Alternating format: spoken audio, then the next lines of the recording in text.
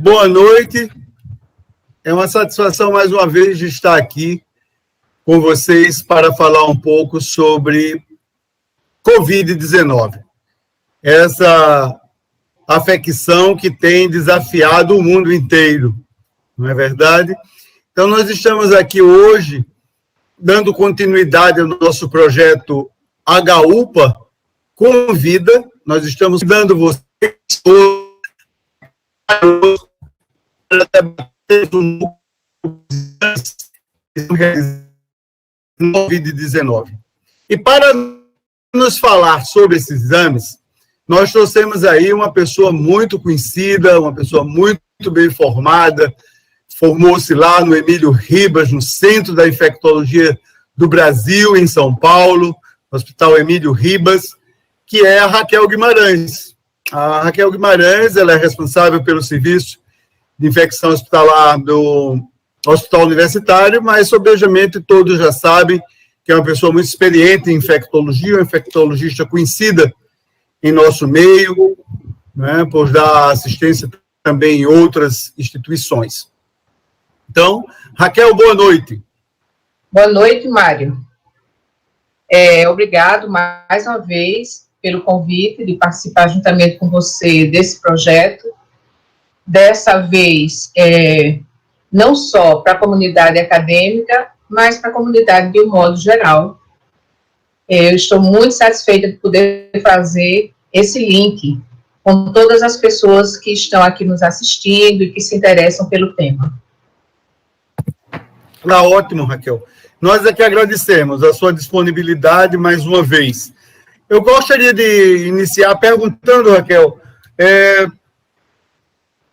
quais são esses exames que estão disponíveis para a gente estar lançando mão para a Covid-19? Então, esses exames, começando pelo PCR, que é a reação em cadeia de polimerase, que a gente chama de RT-PCR, PCR em tempo real, ele é o único exame hoje que faz o diagnóstico da infecção pelo Covid. É o padrão ouro da nossa solicitação.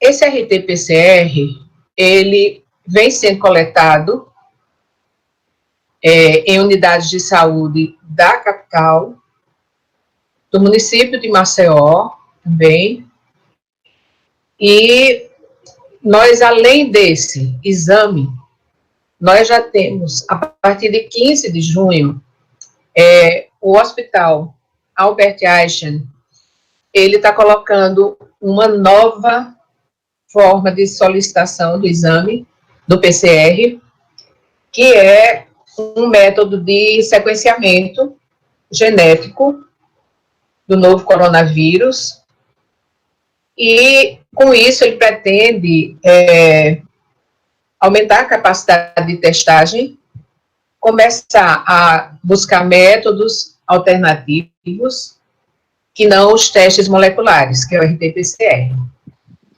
Temos também uma experiência do Fleury.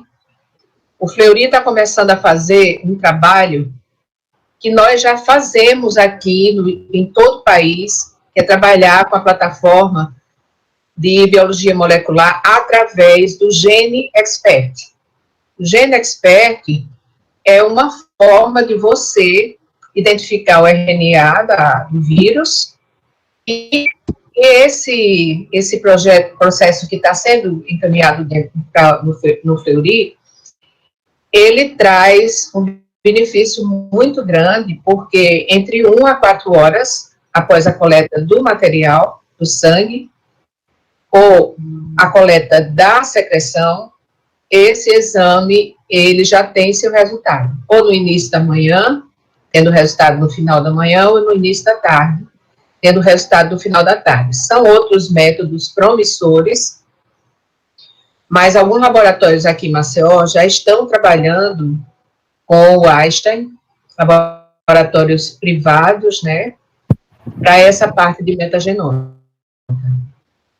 Eles fazem, nesse processo, uma avaliação de um painel de vírus, onde não só é identificado a possibilidade de identificação do Covid-19, mas outros vírus, e isso é muito importante porque a gente consegue separar numa síndrome respiratória ou numa síndrome gripal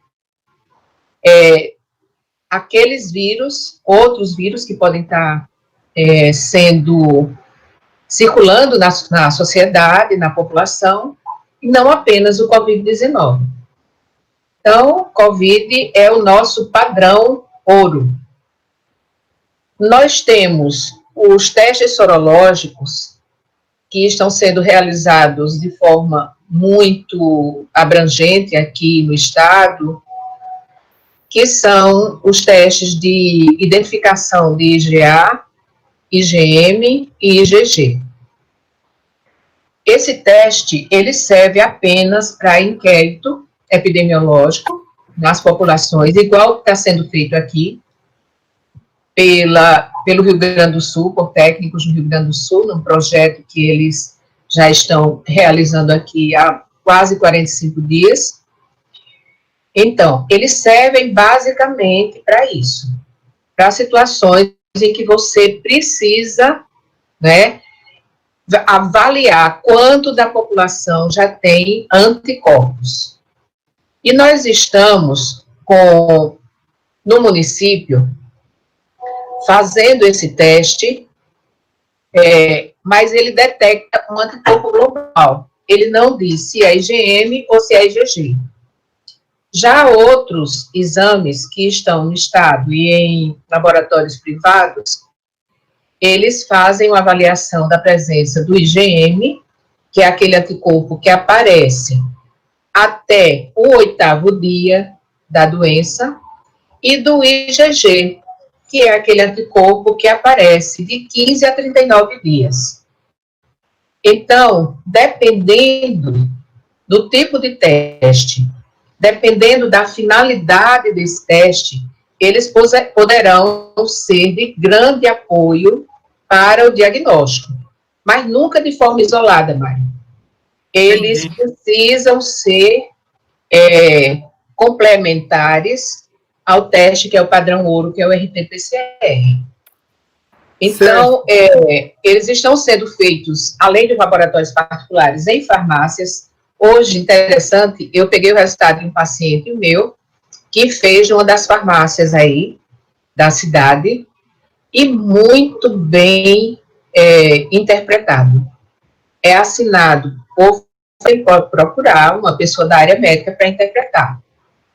Então, eu volto a dizer que fazer a sorologia para IgA, IgM e IgG é um processo complementar, mas ele não é a escolha para diagnóstico da infecção pelo Covid, que é o RT-PCR. Nós temos também outros exames para pacientes que chegam às UTIs, e esses exames, eles são muito importantes para que a gente possa fazer uma avaliação inicial daquele paciente e possa prever, de uma forma geral, a evolução dele. Eu tenho alguns exames desses aqui, que eu poderia apresentar na tela inteira. Um momento aqui.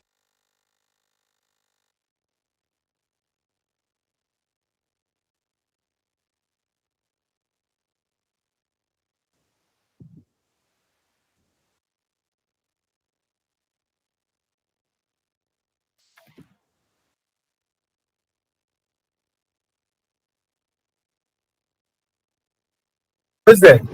Então, como nós estávamos ouvindo a Raquel falar, o padrão ouro no diagnóstico para Covid-19, sem sombra de dúvidas, é o RT-PCR. Então, provavelmente, nós vamos ainda discutir um pouco mais sobre a sorologia e o teste rápido, que nós precisamos passar para a população a indicação e como a população pode fazer essa interpretação. Então, estou esperando a Raquel voltar, porque houve um probleminha com ela, esperando ela voltar para a sala.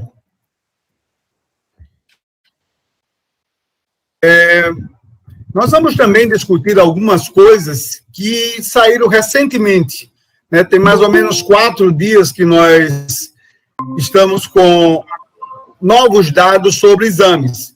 Então, como a Raquel falava, a PCR é o padrão ouro para o diagnóstico, mas nós estávamos falando sobre a sorologia, né, o que dispomos na parte de sorologia, com IgM, IgA e IgG, e agora vamos saber o comportamento dessas imunoglobulinas, né, que IgM quer dizer imunoglobulina M, IgA quer dizer imunoglobulina A, IgG quer dizer imunoglobulina G, que é um tipo de proteína que nos defende, né, uma proteína de defesa para o organismo. Agora vamos ouvir novamente a doutora Raquel. Eu vou retomar um pouquinho, falando que o teste feito no drive-thru é aquele que a gente tem uma picadazinha no dedo, ele não é tão efetivo como aquele que você colhe no laboratório e faz o soro.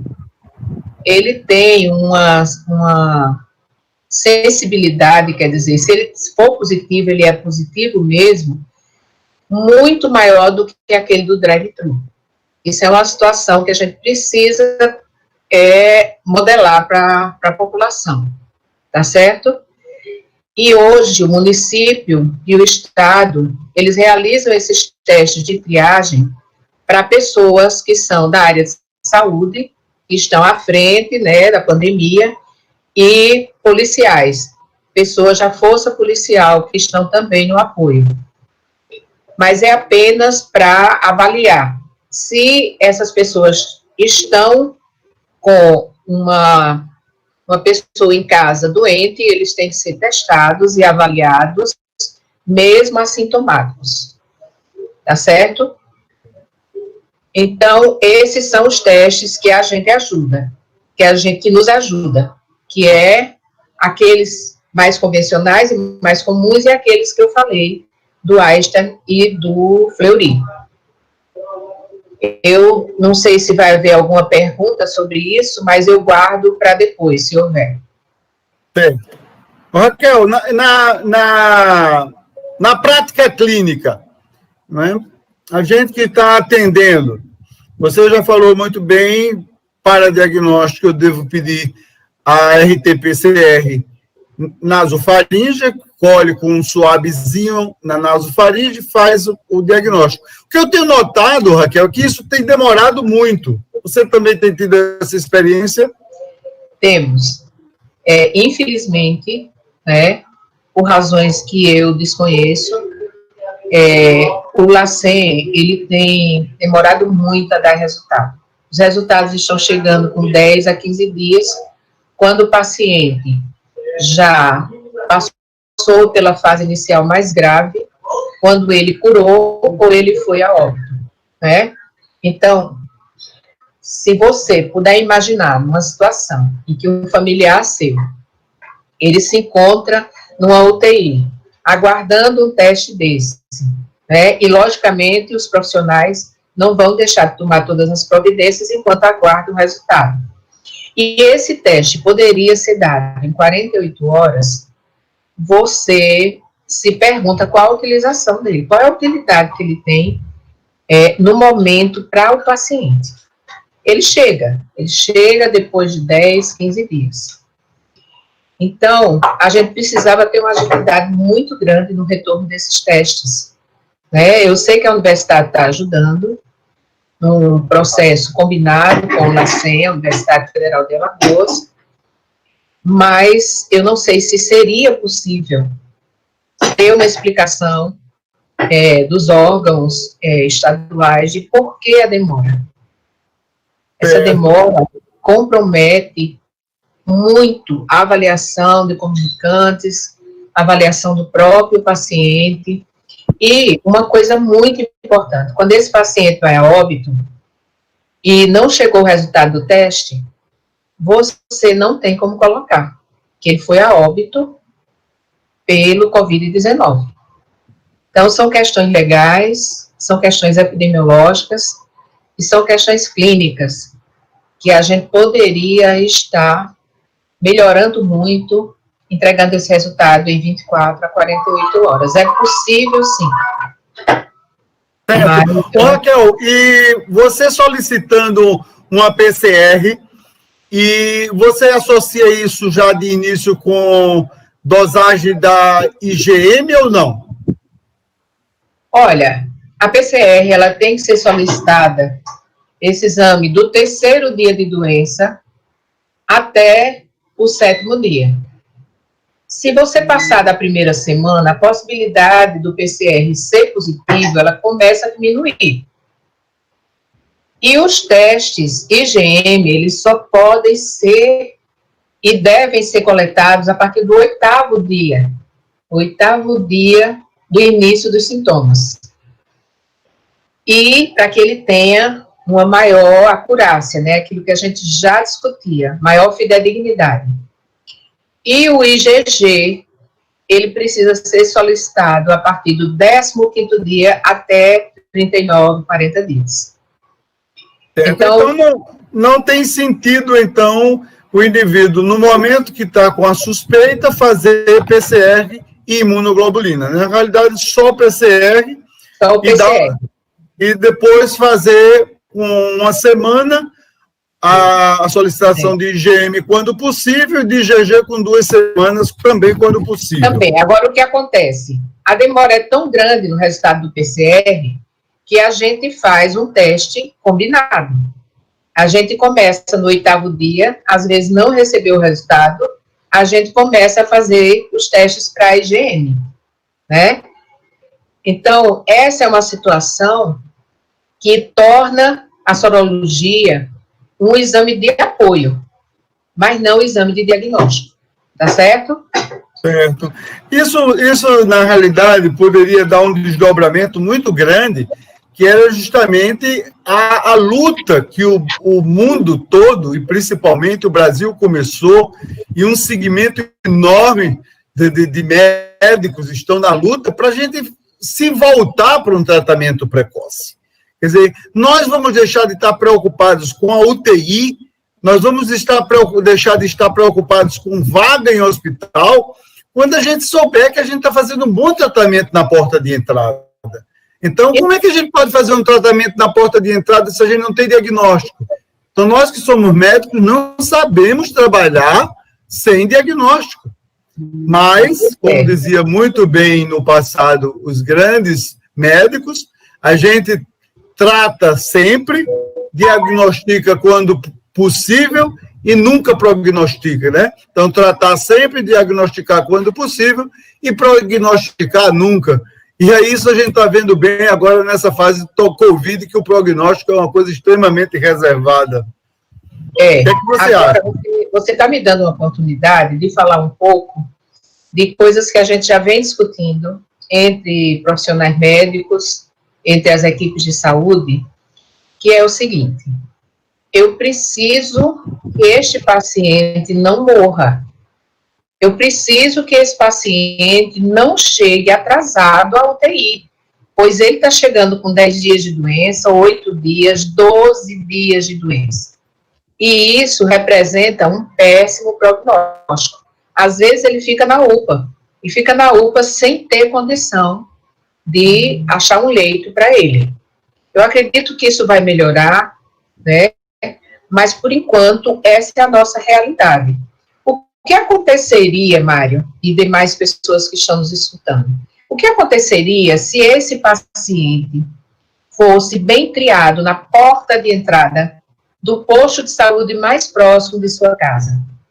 Ao ser triado adequadamente, com médicos treinados, não é isso? E eles poderiam ter um diagnóstico precoce, como síndrome gripal, ou mesmo terem um diagnóstico de suspeição E aquele paciente, ele poderia voltar para casa com orientações e no dia seguinte, ou 2 dias depois, dependendo da evolução, esse paciente poderia voltar para a unidade de origem, onde ele fez a triagem. Acontece que ele vai enfrentar uma fila quando ele volta para a unidade de origem. O que era que o Ministério da Saúde recomendava no início da pandemia, em março? Ele recomendava que as unidades básicas de saúde fossem o polo de atenção. Pois se você é bem atendido na porta de entrada do sistema, dificilmente você vai chegar na UPA e na UTI. Então, cuidar de atendimento precisava ter balanceado os leitos referenciados para hospitais, mas o mais importante também seria ter cuidado da capilaridade dessa rede básica que nós temos em todos os municípios. Na realidade, o que a gente preconizava era que o posto de saúde fosse a área de maior atenção, com exames de diagnóstico e com um excelente atendimento, que a gente aperfeiçoaria com treinamentos semanais, quinzenais, das equipes de saúde.